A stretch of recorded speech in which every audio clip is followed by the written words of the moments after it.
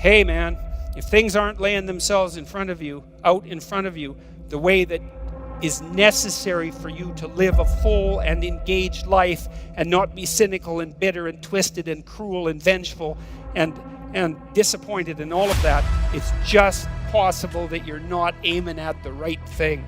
And man, that is a question worth asking.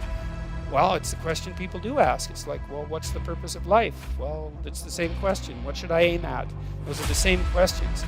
And if what you're aiming at is producing nothing but unrequited misery for you and everyone else, and it's a downhill bloody spiral into something approximating hell, then there is some possibility that you should think that perhaps your aim is off.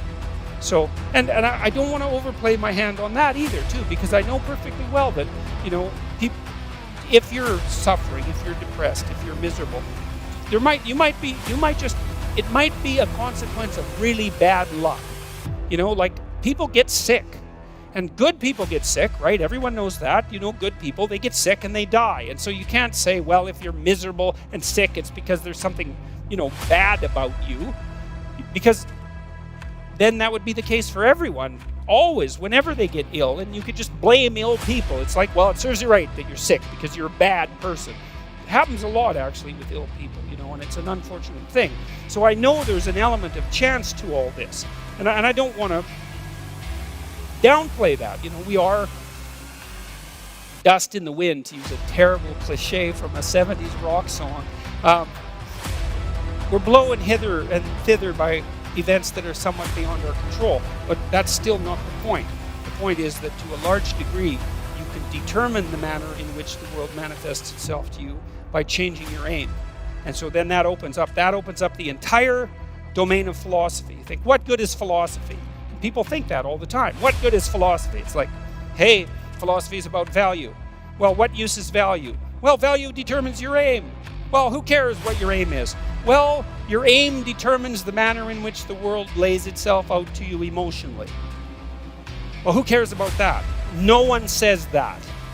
The argument stops there, because no one, especially no one who's been seriously hurt or seriously depressed, like in pain, no one ever says, oh, well, who cares about that? Because if you can say that about your pain, all that means is you actually haven't been in pain.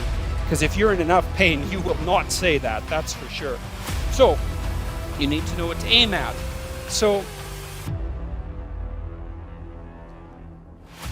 now you aim at something, you got a goal, and then you see that you're making progress towards the goal. That's a good thing. That makes you happy. It actually, technically, there's a system, dopamine system, neurochemical system. Same system, by the way, that cocaine and methamphetamine and opiates activate, which is why people like to take those drugs. And it tells you that you're moving forward in the manner that you should be according to the dictates of your plan. Doesn't necessarily tell you whether you have a good plan. That's a more complicated problem, because who knows if you have a good plan. But one thing that you could know is that a plan is better than no plan. That's a really useful thing to know, especially if you're kind of drifting. It's like, well, I'm going to find myself. It's like, no, just pick something and move towards it. And as you move towards it, you're going to succeed and fail specifically. And then you're going to learn something about success specifically, and you're going to learn something about failure specifically. And then you can learn what you use to fix your plan. So a stupid plan is way better than no plan. And you're likely to have a stupid plan, or at least to be able to make one. So that's good news for everybody. You can make a stupid plan. And so I would say, make a stupid plan and then implement it. Not any stupider than it has to be. You could think about it a little bit, but then implement it. And have your successes and failures along the way and learn from them. And then you can rejig the goal. You can move the target. That's fine. That's part of the game. It doesn't have to be fixed. It's a movable target. And maybe what you're trying to do is to move the target to an ever better place. So you're moving towards a target, and at the same time you're moving the target. Right. and you're trying to move the target towards something like an ultimate ideal. You're trying to find out what that ultimate ideal is, and part of the way you figure that out is by moving towards a target and by learning about success and failure along the way, because then you can inform yourself with regards to what might constitute a reasonable aim. And so that's the reason to go out in the world and make some mistakes, and then you're going to, and so it's okay. It's okay to make the mistakes. It's not so okay not to learn from them, because then you make the mistakes again. That seems pointless. And so you're moving towards wherever you're going, and it's working, and so you get some positive emotion. You get some motivation from this dopaminergic system that adds zest to life. It adds interest and engagement and meaning to life. It pulls you into life. And that's worth thinking about, I would say, because if you think about it, you might wonder about whether or not you should be engaged in life.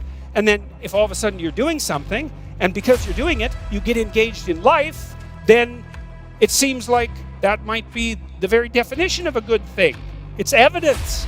The engagement is evidence that you're actually doing a good thing, a worthwhile thing in life with all its suffering and misery and brutality. It's like you've got a pathway, you've got an aim, you're moving forward, you're engaged. Excellent. Your nervous system, very deep down, this dopaminergic system, it's associated with a part of the brain called the hypothalamus. It's a really, really old part of the brain. It's not some new thing that popped up like 15,000 years ago. It's ancient. It's there to orient you in the world. It's part of the instinct for meaning that I talked about in chapter 7, do what is meaningful and not what is expedient. It's a deep, deep instinct. And way down in your psychophysiological structure, not as far down as the serotonin system, but like next level up. And so if it's saying, hey man, you're on the right track, it's like, that's worth noticing. It's worth noticing. Now you can criticize it out of existence. You can question your aim continually. It's one of the, what would you call it, dangers of our capacity to abstract. But if you're a smart person who doubts, you also might be smart enough now and then to doubt your doubt, and just to notice and to pay attention. And not only that's what you need to do, because you need to have a meaning in your life, an aim, a value structure that's of sufficient potency and magnitude to justify the limitations and the trouble that life constitutes, right? This is no trivial business that we're involved in, right? We're all in this up to our necks, literally. It's a mortal game. You're all in, and to play it wrong is to risk suffering in hell. And I'm not talking about afterlife. I'm not talking about something metaphysical. You can generate plenty of hell right here around you, plenty. An unlimited amount. And so you can move towards that direction, or you can move towards a positive direction. And you can orient yourself. And you can learn.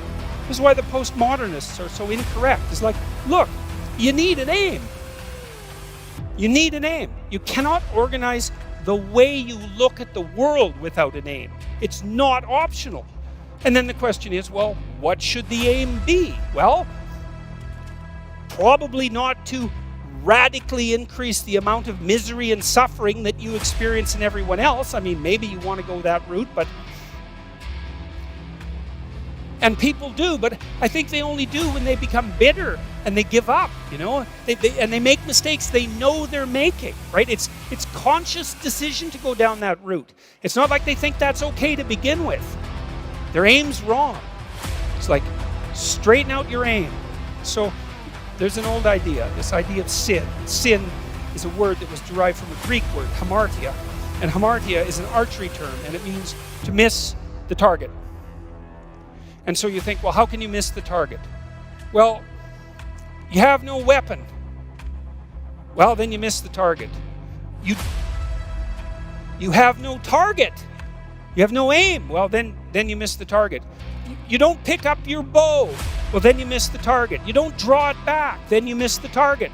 You don't practice and miss many times, right? Because you have to do that to develop the skill to hit the target. So you're not willing to take the risk to miss. You do none of that. And so you miss the target. And that's the sin.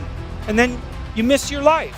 And then what happens around you is that, Well, there's far more hell than there has to be, and there's much less heaven than there could be, and it's on you.